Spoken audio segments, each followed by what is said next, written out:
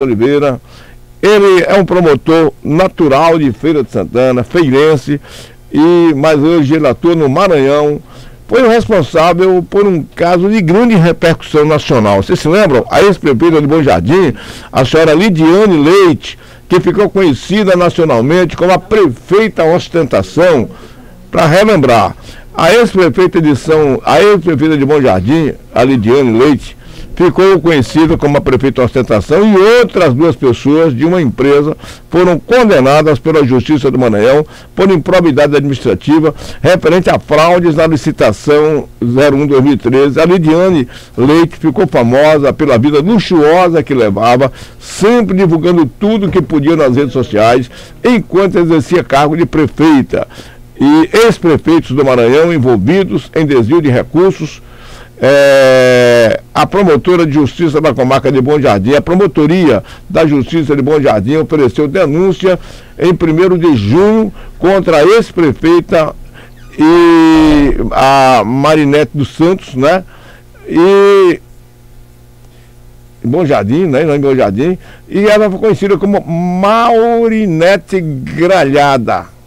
Isso, Emanuel Conceição Ferreira Filho, conhecido como Sinego. Pois é, nós estamos aqui com o promotor, nos dá a honra de estar aqui nos nossos estúdios.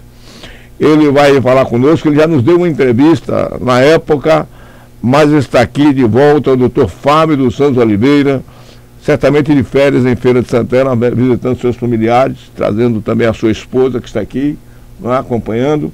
E é um prazer falar com esse ilustre feirense. Bom dia, doutor Fábio. Bom dia, Dilson Barbosa, bom dia a toda a Feira de Santana, a minha terra natal, minha querida, estimada Feira de Santana.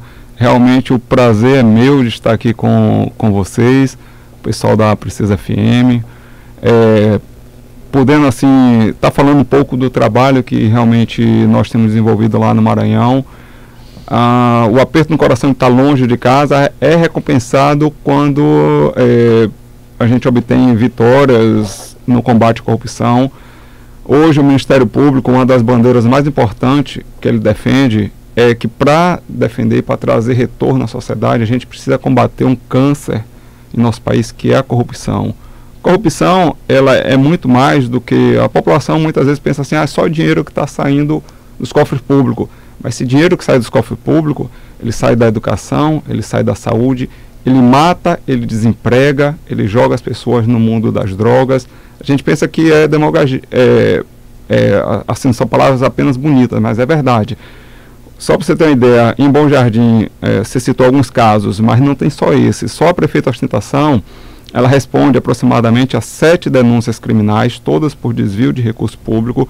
Além disso, mais de 30 ações de probidade, que são distintas para a população que não é da área jurídica.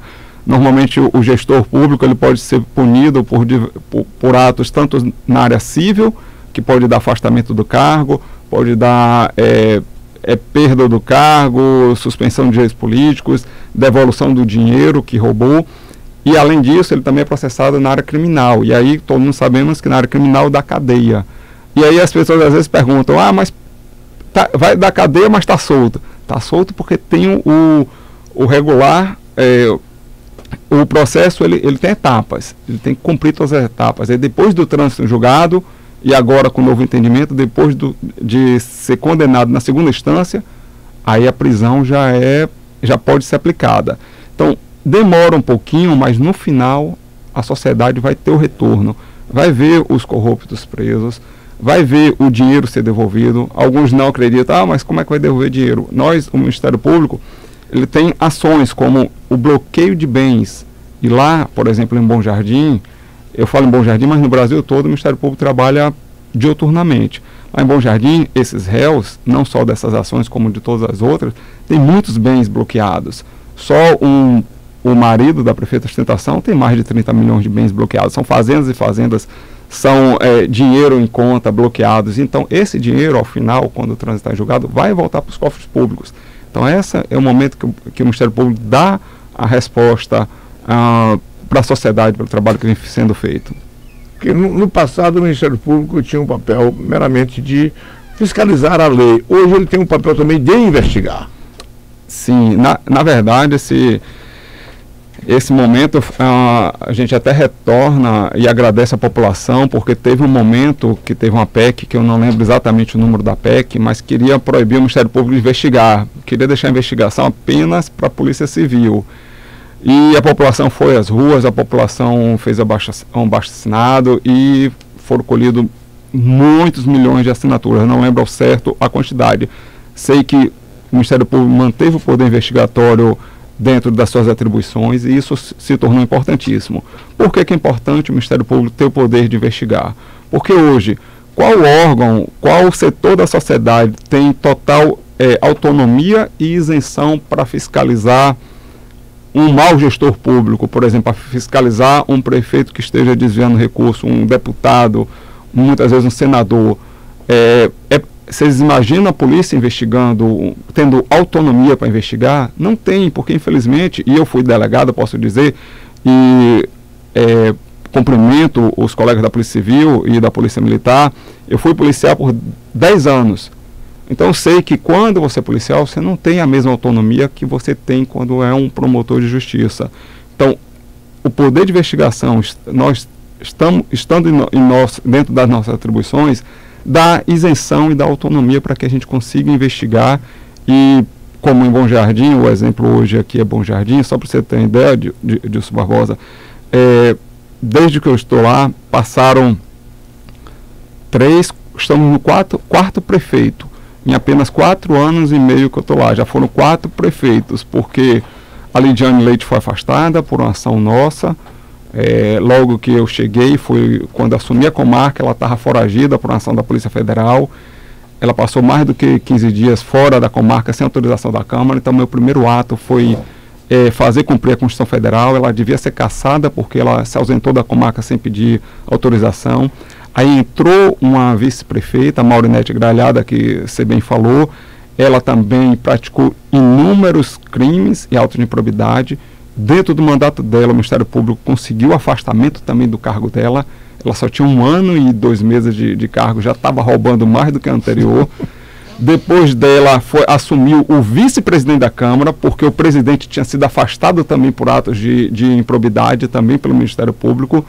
Então, já era o 4º sucessor lá, era o vice-presidente da Câmara, que trabalhou apenas 75 dias, e ele já foi condenado também por uma ação nossa, porque também roubou, nos pequenos 70 dias que ele trabalhou, ele roubou milhões e milhões de reais do Bom Jardim. Já foi processado criminalmente, já foi condenado por ato de improbidade, e na sequência, aí, o novo prefeito foi eleito em 2017, e só esse já responde a 5 ações de improbidade do Ministério Público. Teve um afastamento momentâneo do cargo em 2017, mas retornou liminarmente, e hoje está no cargo, mesmo estando com suspeita de altos desvios de recursos públicos, sendo combatido pelo Ministério Público, mas infelizmente dessa vez o Judiciário não atendeu os pedidos do Ministério Público e hoje ele continua a governar, mas sendo diuturnamente investigado e processado pelo Ministério Público. Essa corrupção endêmica lá nessa região que o senhor atua, isso pelo menos a mim me passa a ideia de que as pessoas não acreditavam na justiça. A verdade é o seguinte, eu já morei, claro, na Bahia há muitos anos, não só em Feira, mas morei em Botirama. Depois eu fui ser delegado no Mato Grosso, morei no Mato Grosso e depois voltei para o Maranhão. Então eu tive experiência de morar em 3 estados. Eu te digo, o Maranhão, ele assim, infelizmente a população ainda é muito mais desassistida que o resto do país. A diferença entre cidadania, entre inserção da cidadania nesses 3 estados é muito grande. Só realmente morando para vocês verem a diferença. Então no Maranhão, a ideia que se tinha, principalmente no interior, é que a punição não chegava, então as pessoas não acreditavam que poderiam ser punidas. E aí, mesmo tendo um outro afastado, ele imaginava assim, eu vou roubar melhor, eu vou fazer, deixar menos brecha que o Ministério Público não vai descobrir. Mas é claro que o Ministério Público vai descobrir. Se você rouba, se você desvia recurso público, o Ministério Público investiga e os gestores serão punidos. E ainda digo mais, enquanto os réus dessas ações estiverem soltos, eles ainda acham que saiu ganhando, mas quando estiverem presos, devido ao trânsito julgado das ações, eles vão ver que realmente o desvio do recurso público, o crime não compensa. Eles só vão acreditar quando estiver lá, transitado e julgado a ação, eles lá presos junto com os outros réus normais. Doutor Fábio, o Brasil está vivendo aí essa transformação, né? De um modo geral, com poderosos presos, com até presidente da República preso, acusado de corrupção, e em contrapartida nós estamos vendo aí esse processo agora recente, né, das denúncias contra o juiz Sérgio Moro e contra o procurador Deltan Dallagnol, que a cada dia o site Intercept Brasil vem fazendo homeopaticamente denúncias. Como o senhor analisa todo esse fato que ocorre hoje no momento? E agora há pouco eu falava aqui e eu pergunto, e se anularem essas decisões, como fica um monte de bandido que roubou, que está na cadeia? Ele anularia esses processos todos? Qual a opinião que o senhor tem sobre esse burburinho hoje que o Brasil está vivendo nesta área? Bem, eu não vou dar uma opinião especificamente no caso concreto, porque para analisar se foi legal ou ilegal a forma dele agir, teria que analisar milhares e milhares de mensagens, e também quem vai decidir isso, tanto o Tribunal Regional Federal, ao qual ele participava, quanto os tribunais superiores, como o STJ, STF, que irá decidir. Mas vou dizer minha opinião particular sobre esse incidente. O que eu vejo? O que eu vejo hoje no Brasil, os réus, principalmente os poderosos, ficam buscando os mínimos detalhes, e o senhor, como 35 anos de advogado, sabe disso, porque a defesa, e eu não estou criticando a defesa, eu tenho o maior respeito pela advocacia, mas a defesa, ela é paga e ela tem que achar brechas para inocentar seu cliente. Sabe que ele é ladrão, sabe que roubou, sabe que desviou recurso público. Vamos procurar aqui uma brecha, uma escorregada que o juiz deu, que o promotor deu, que não é nem de perto, nem próximo ao crime que eles cometeram, mas é uma forma da gente tentar anular o processo e ainda pior, fazer com que a sociedade fique contrária ao juiz, e um juiz que sempre se dedicou bastante à causa, julgou com isenção, e acharam algumas conversas entre ele e o promotor, mas que eu saiba não tem nenhuma conversa imoral, tem no máximo troca de mensagem para ver como se vai aplicar aquela medida judicial. Por exemplo, às vezes a gente solicita uma prisão de um réu importante, aquele réu que a gente sabe que vai se esconder. Só para ter uma ideia, lá em Bom Jardim eu consegui em 2017 a prisão de membros dessa organização criminosa que a gente está comentando aqui, e na hora de cumprir, assim, eu não cheguei a colocar no pedido, esmiuçar no pedido como deveria ser cumprido. O juiz mandou para uma equipe de policial que o que fez? Essa prisão foi até muito noticiada em 2017. Prenderam primeiro a Lidiane Leite. O que aconteceu? Quando prendeu a Lidiane Leite, os outros alvos de meu pedido de prisão fugiram. Passaram 3 meses fugido, e para deixar a gente pasmo, ele, apesar de estar com pedido de prisão de 3 meses, o marido dela, inclusive, esse fato é público, porque o sigilo já foi afastado depois que foi negado que ele conseguiu um habeas corpus. Ele passou 3 meses foragido, a gente não achou, e ele conseguiu uma liminar para cassar a decisão do juiz que tinha decretado a prisão. E o que ocorreu? Depois de passar 3 meses foragido, ele conseguiu revogar a prisão preventiva dele, porque dizia que ele não causava risco à instituição criminal, nem aplicação da lei penal, um cara que está 3 meses foragido. Então, mas o que eu quero dizer é o seguinte: por que não conseguiu prender todos ao mesmo tempo? Porque não teve uma comunicação. Se houvesse uma comunicação mais próxima, dizer, olha, não pode prender, eu fui delegado, você não pode prender um grupo criminoso, prender um agora 9 horas da manhã e tentar prender outro meio-dia, que você não vai conseguir. Eles se comunicam, os advogados se comunicam. Então, na hora que a ex-mulher foi presa, o marido sumiu, passou 3 meses foragido, 3 meses, e os outros membros também fugiram. Então, o que acontece? Para você ter para ter efetividade, nos pedidos do Ministério Público, muitas vezes você precisa dialogar. E às vezes esse diálogo está no WhatsApp e a defesa tenta dizer que isso foi imoral, que isso foi ilícito.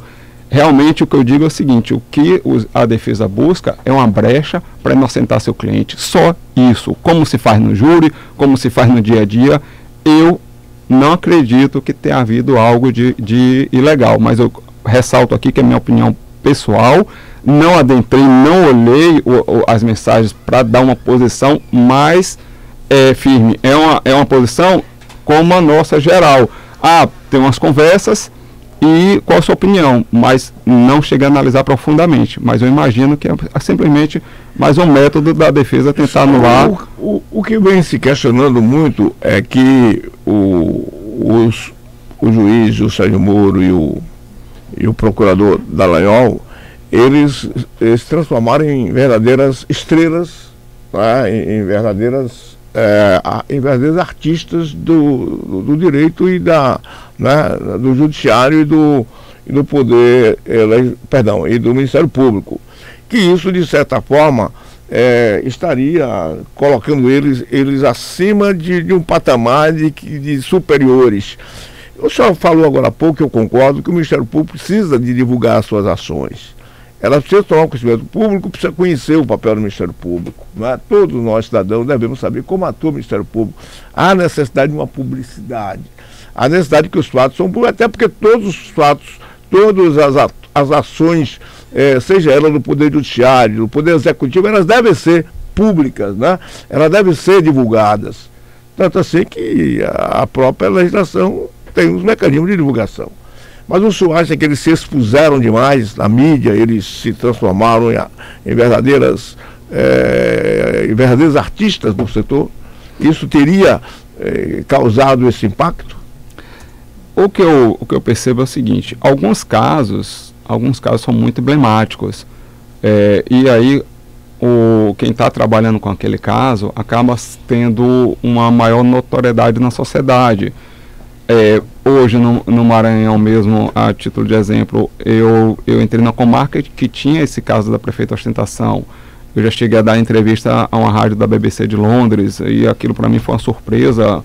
Vinha uma rádio de outro país entrevistar, mas não veio pelo promotor de justiça, veio pelo caso. Então o Sérgio Moro e o Dallagnol, eles, na verdade, eles trabalharam com isenção e o caso teve repercussão. Só que a sociedade sempre liga o caso a quem está gerindo o caso. Às vezes é um delegado, quando está na investigação de um homicídio importante, como foi na época daquela von Stock, que matou os pais, acho que a pronúncia até está errada, aquela Nardoni, que matou os filhos. Então, quem está tocando um caso de grande repercussão, ele acaba sendo muito exposto na mídia, mas não necessariamente porque ele vai atrás, não necessariamente porque ele queira aparecer, porque infelizmente quando você está com um caso de notoriedade, a sociedade busca informações. E quando, pelo menos na minha atuação, sempre que a sociedade buscar informações sobre como está sendo o meu trabalho, eu irei divulgar, porque eu sou pago pelo dinheiro público.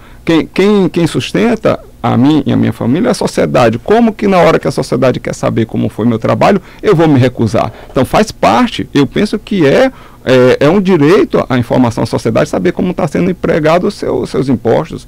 E a resposta que o Ministério Público dá, e como o Poder Judiciário, assim que possível, ele também presta, é a resposta à sociedade sobre como está sendo o trabalho deles. Essa é a minha opinião. E o fato dessas revelações serem todas através de uma forma ilícita, e isso o senhor acha que é o grande mal hoje da comunicação? Por exemplo, de uma forma, está se discutindo o conteúdo, mas a origem do fato é constituída através de uma ilicitude.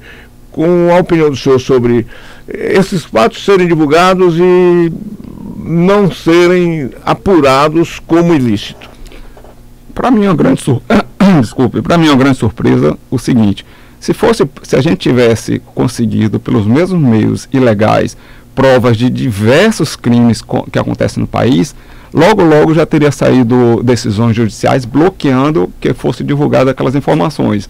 Mas infelizmente, quando é contra um membro do Poder Judiciário ou membro o órgão acusatório, ele é divulgado plenamente. Isso causa uma surpresa tão grande, porque se a prova é lícita, como que ela pode estar sendo divulgada? O que é que se busca com isso? Por que queimar, por que tentar queimar a imagem de pessoas que se dedicaram tanto para buscar combater a corrupção, como a equipe da Lava Jato?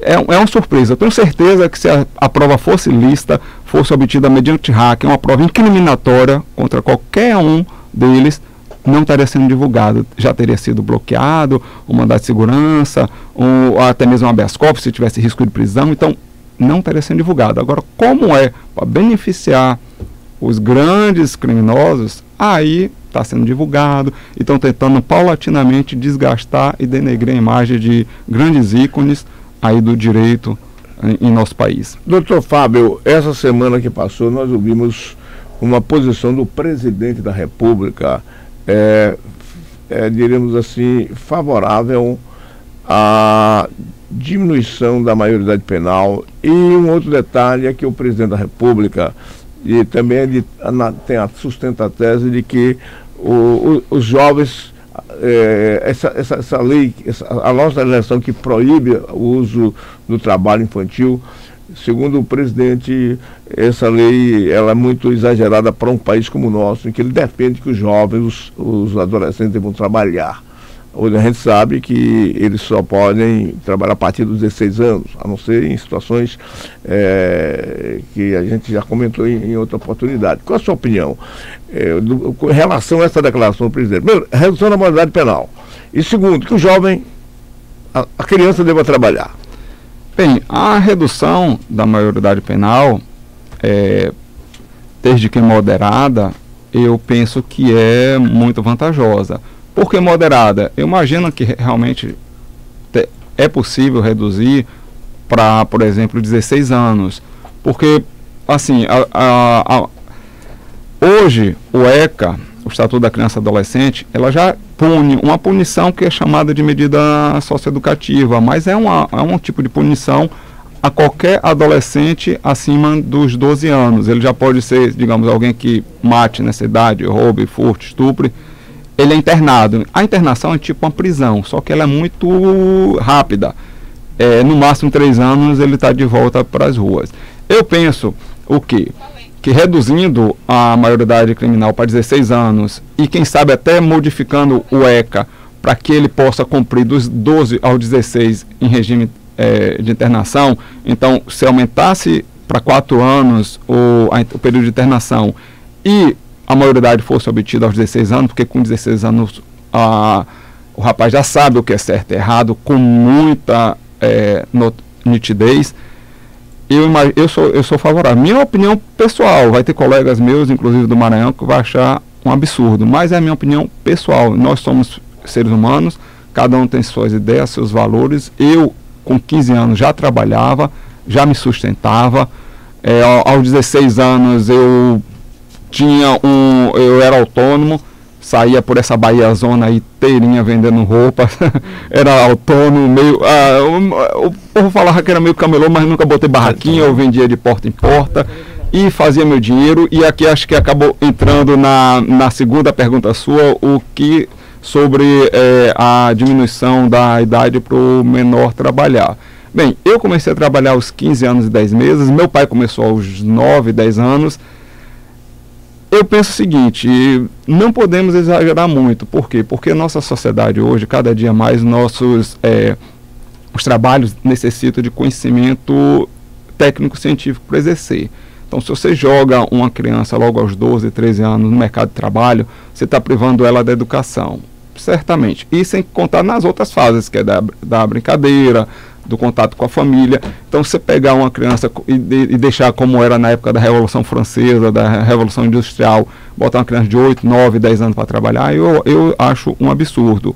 Mas a nossa própria legislação já permite, desde os 14, como menor aprendiz, e dos 16, não sendo trabalho noturno, não sendo trabalho perigoso, que ele trabalhe. Então, eu acho que a legislação já supre essa lacuna. E como eu disse, se a gente precisa ter uma instrução melhor quando crescer e a gente privar a criança da instrução, quando ela estiver adulta, ela vai estar em subtrabalhos, vai estar com muita dificuldade, ela vai ter uma renda pequena para ajudar na família, mas quando ela tiver sua própria família, aquela renda pequena não vai ser o suficiente para suprir.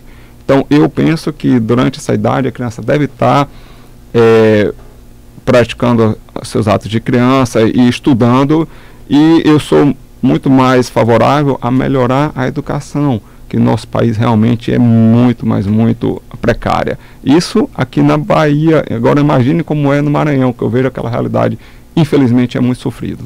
E com referência à maioridade penal, é bom lembrar que hoje um jovem, como o senhor colocou, com o advento da internet, hoje o jovem tem acesso a tudo neste planeta, não é?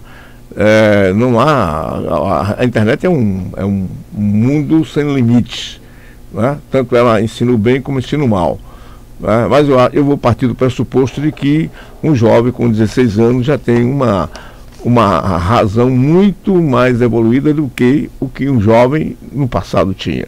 Uma jovem, por exemplo, hoje com 16 anos, não vai se comparar com a jovem de 16 anos há 20 anos atrás. Na verdade, hoje ela tem todo tipo de manipulação das redes sociais, não é? Então eu também concordo com o senhor, eu sempre achei que essa maioridade penal ela poderia ser encurtada e o que precisa, sim, é o país ter condições de oferecer uma educação para todos os cidadãos brasileiros, não é? Porque hoje é o seguinte, doutor, e o senhor, não sei se o senhor concorda, hoje a gente paga os nossos tributos, e quando o senhor paga o seu imposto, segundo os nossos direitos constitucionais, nós temos direito à educação, à saúde, lazer, não é? Lazer, a moradia. Então, se eu quero uma saúde boa para a minha família, eu tenho que pagar um plano de saúde. Eu já pago meus impostos, mas se eu tiver um plano de saúde... Que está caríssimo, né? Não é? E olha lá, olha a minha idade, 74, viu, gente? O plano de saúde vai lá para cima. Aí, se você quer uma segurança boa, você tem que ter... aqui, por exemplo, uma empresa dessa tem que ter segurança dia e noite. Então ela paga os tributos dela, não tem segurança, né? Para não falarmos na educação. Educação, você paga, mas se não tiver escola particular para o seu filho, então nós pagamos duas vezes por um serviço. Pagamos com os nossos impostos e temos que pagar também com o nosso sacrifício financeiro. Então, o país precisa oferecer isso aos cidadãos, os nossos tributos, os nossos impostos. Eu, por exemplo, da escola pública. Eu não conheço escola particular. Na minha época, a escola pública era de qualidade. Eu estudei em escola pública em Feira de Santana, não é? Toda a minha vida foi escola pública. Eu nunca paguei um centavo de escola particular. Então, meus filhos tiveram que estudar em escola particular. E no meu tempo, meu caro doutor, quem estudava na escola particular era receber motivo de chacota. Filhinho de papai, ó, estou em escola. Porque que pagou, passou, não conseguiu passar no colégio estadual, onde eu estudava, não conseguiu passar no colégio João Florencio com a professora. Não esqueci o nome. Não, de São Guimarães, não é? Esqueci o nome dela, eu vou me lembrar já. Então ia para a escola, era assim. Não, vai estudar no colégio Santanópolis, que todo mundo lembra aqui. Não, olha os filhinhos de papai que não querem nada da vida. Os que queriam uma coisa estavam na escola pública. Meu pai me fala a mesma coisa, meu pai nessa época também. Eu vivi isso. Então, se eu para a escola particular, para mim para nós, jovens daquela época, era um desprezo. Vergonha, né? Era vergonhoso o indivíduo que ia para a escola particular. É porque não conseguiu estudar na escola pública, e era de qualidade o ensino. Então hoje o ensino público acabou. O ensino particular, se você não estuda na escola particular, você não tem um ensino de qualidade do seu filho. Enquanto isso, os nossos tributos estão sendo, como o senhor colocou, desviados, não é grande parte desviados, pela roubalheira, que estão aí, a Lava Jato tem essa prova disso tudo. Mas eu fico feliz com a sua presença aqui no nosso Bom Dia Feira. É uma honra muito grande, espero que, quem sabe, um dia o senhor possa até ser transferido aqui, já que o senhor esteve na Bahia, o senhor esteve no Mato Grosso, o senhor está no Maranhão, fazer o caminho de volta para a Bahia. É um grande sonho poder voltar na minha terra e estar aqui de volta. Tenho grandes colegas da faculdade, fiz o UFES aqui, toda a minha vida, tanto acadêmica quanto assim, o início da profissional foi em Feira. realmente seria um prazer muito grande. Tenho grandes colegas, tanto no Ministério Público, no Poder Judiciário, colegas advogados, tenho muitos amigos aqui queridos e realmente seria uma grande honra retornar à minha terra. Lembrar que o senhor está aqui acompanhado com a sua esposa, como é o nome dela? Joyce Mel. Dona Joyce, e o seu cunhado, né? Isso, o Ney. Está aqui o Ney, né? Veio ele acompanhando. O Ney mora aqui em Feira de Santana também, Ney? Sim. Mora onde, Ney? Morada das Árvores. Morada das Árvores. Morada das Árvores. Muito bem. Então seja bem-vindo aqui, viu? Nos honra com a... Faz o contato quando o doutor Fábio. Ele sempre faz o contato quando o doutor Fábio está em feira. Ah, é, né? Então o doutor Fábio já, mais uma vez aqui conosco, doutor Fábio, fique à vontade aí, suas palavras finais, se eu queira dizer alguma coisa para os seus amigos de Feira de Santana. E a gente ficou feliz, primeiro o seguinte, pela sua atuação lá no Maranhão. E o senhor realmente, o senhor colocou, né? O fato leva ao senhor se tornar uma figura conhecida por atitudes profissionais que tornaram o senhor uma figura conhecida nacionalmente com o processo da senhora prefeita de Bom Jardim, né? A mulher que ostentava roubando. Né? Roubando os cofres públicos do município de Bom Jardim. E ela foi assunto em toda a mídia nacional, e o senhor falou internacional, que até a BBC de Londres, né? Veio para lhe entrevistar. Realmente o fato em si leva autoridade a essa exposição. O grande problema é, na minha opinião pessoal, é o indivíduo não se empolgar, né, com os holofotes e de repente ele fica vaidoso. Mas se ele não se vaidecer, pode ter certeza que a imagem dele vai divulgar de uma forma muito positiva, e nós conhecemos muitos promotores, muitos juízes, muitos advogados, ministros, etc., que conseguiram manter essa aura de uma pessoa operosa, séria e sem se envaidecer. Exatamente, Dilson Barbosa, você tem toda a razão.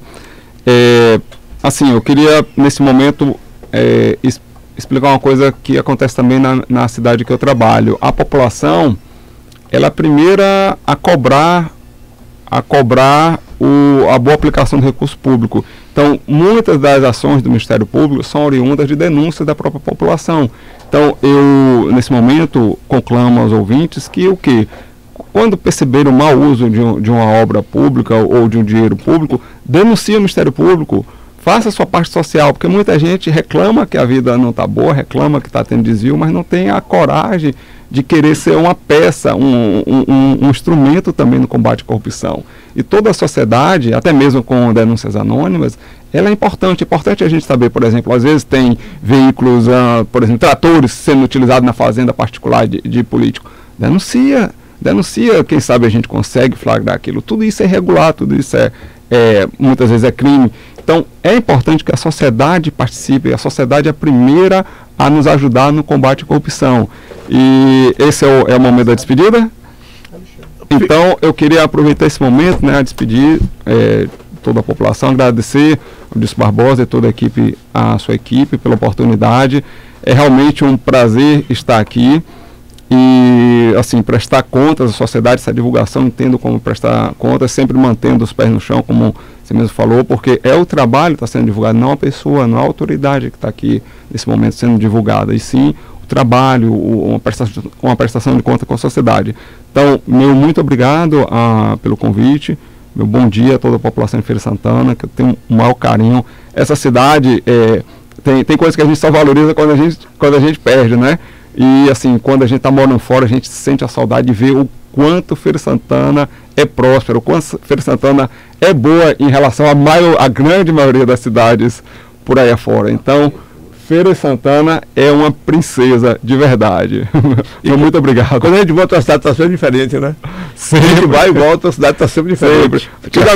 Antigamente nas férias eu saía de feira, hoje nas férias eu vim para Feira de Santana. Muito obrigado ao senhor, viu? Um bom dia com a sua família, sua esposa, seu cunhado, e curtam bem as férias. Muito obrigado. Pois é, nós conversamos com o Dr. Fábio dos Santos Oliveira.